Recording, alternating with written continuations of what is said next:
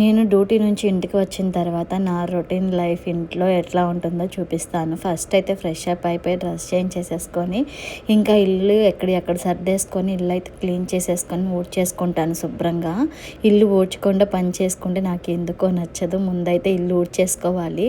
ఎక్కడ సర్ది పెట్టేసుకుంటే చిరాకు లేకుండా అనిపిస్తుంది. మార్నింగ్ వెళ్ళేటప్పుడు కొంచెం ఎక్కడెక్కడే ఉంటాయి, హడావిడిగా వెళ్ళిపోతాం కదా, ఇంకా అప్పుడు సర్దడం కుదరకపోతే నైట్ వచ్చాక సర్దుకుంటా. ఇల్లు మాత్రం రోజు నైట్ డ్యూటీ నుంచి ఇంటికి రాగానే ఊడ్చేసుకుంటా.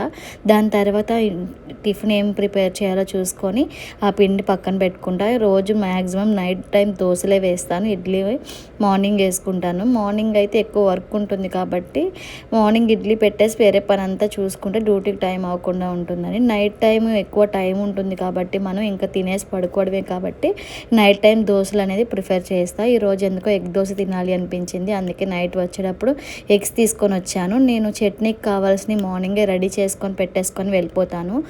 పల్లీలతో పాటు కొంచెం పుట్నాలు కూడా వేస్తాను. మిక్సీ చేసేటప్పుడు కొంచెం నోట్లో కూడా వేసుకొని తింటూ ఉంటానన్నమాట. నా నోరు ఏదో ఒకటి ఆడిస్తూ ఉండాలి, లేకపోతే టైంపాస్ కాదు. ఇంకొక పక్క జానుకి పాలు కాయడానికి పాలు కూడా పెట్టేసుకొని పాల డబ్బా అన్నీ క్లీన్ చేసుకొని దోశల పిండి అయితే ఎంత కావాలో అంత కలుపుకొని పెట్టేసుకొని నైట్ మనం ఇంటికి వెళ్ళగానే మనకి ఎవరైనా వండి పెడితే బాగుండు, తినడానికి ఎంత హ్యాపీగా ఉంటుందో అనిపించిద్ది. కానీ అట్లా వండి పెట్టేవాళ్ళు ఇంట్లో ఎవ్వరు ఉండరు మ్యాక్సిమం. నాకు ఎప్పుడు ఉండదు. అమ్మ వాళ్ళ ఇంట్లో ఉన్నప్పుడు అంతే, ఇప్పుడు నేను విడిగా ఉన్నప్పుడు అంతే. ఇంటికి వెళ్ళి ఏదైనా నేనే ప్రిపేర్ చేసుకొని తినాలి. అలా తినాలి, ఎవరైనా వండి పెడితే తినే అదృష్టం కూడా ఉండాలి. చాలామందికి అదృష్టం ఉండదు, అందులో నాలాంటి వాళ్ళకి అస్సలు అదృష్టం ఉండదు. పాపం చాలామంది డ్యూటీ చేసి ఇంటికి వెళ్ళిన తర్వాత రెస్ట్ తీసుకుంటారు అనుకుంటారు, కానీ మ్యాక్సిమం లేడీస్ అందరూ పాపం డ్యూటీ చేసి ఇంటికి వెళ్ళినా కూడా ఏదో ఒక పనులు ఉంటూనే ఉంటాయి. నేను ఇంత పని చేసుకుంటున్నా కూడా మా జాను నన్ను డిస్టర్బ్ చేయట్లేదు అని అంటే ఒక పక్క మా ఆయన జానుని హ్యాండిల్ చేస్తున్నాడు అనమాట. పాప మా ఆయన ఏమీ ఖాళీగా ఉండరు. జాను చాలా అల్లరి చేస్తుంది. ఆ జాను ఆడుకుంటున్నా కూడా అన్నీ పాడేస్తూ ఉంటుంది. అవన్నీ ఒక పక్క మా ఆయన సర్దుకుంటూ వస్తారనమాట.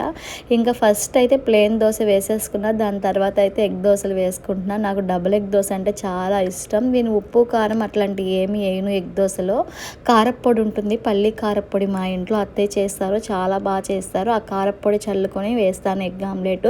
రెసిపీ కావాలంటే కామెంట్ చేయండి, నేను ఎగ్ దోశ ఎట్లా వేస్తాను అన్నది చూపిస్తాను మీకు. నెక్స్ట్ వీడియోలో అప్లోడ్ చేస్తాను నేను ఎట్లా చేస్తాను అన్నది. ఇంకా నాకు ఒక ఎగ్ దోశ, మా ఆయనకు ఒక ఎగ్ దోశ వేసుకుంటున్నా. డబుల్ ఎగ్ దోశ అంటే నాకు చాలా ఇష్టం. ఏదైనా సరే ఎంత లేట్ అయినా ఇంట్లో ప్రిపేర్ చేసుకొని తిని తృప్తే వేరు కదా. ఇంకేంటి అప్పుడే అయిపోయింది అనుకుంటున్నారు, ఒక పక్క టీ పెట్టేస్తాను, ఇంకా పని ఉంది, అది నెక్స్ట్ వీడియోలో అప్లోడ్ చేస్తాను. ఇంకా ఈ వీడియో అంతే, బాయ్ బాయ్.